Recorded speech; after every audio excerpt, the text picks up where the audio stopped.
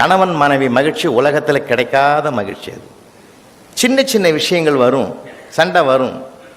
இப்போல்லாம் இப்போ இருக்கிற ஜென்ரேஷனில் தாய்மார்களுக்கு அபார திறமை இருக்குது, அபார திறமை இருக்குது. நான் நிறைய அங்கே மன்றத்தை அரங்கத்தை முழுது இருக்கிறவங்களோட பகிர்ந்துக்கிறேன்.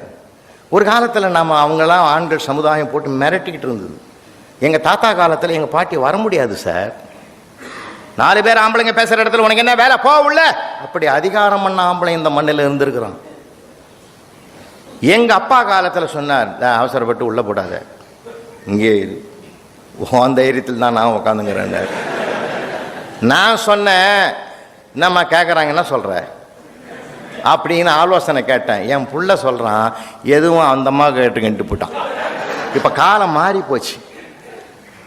நான் ஒரு குடும்ப கூட்டத்தில் நிறைய பேசுவேன், எப்படி இருக்கணும், கணவன்னா எப்படி, மனைவினா. அது வன்மை, இது மென்மை இல்லைங்களா? அது வன்மை, இது மென்மை, ரெண்டு. அதனால தான் ஆண்டவனுடைய படைப்பு சார். அது மென்மைக்குள் தான் மேன்மைகள் அதிகம்.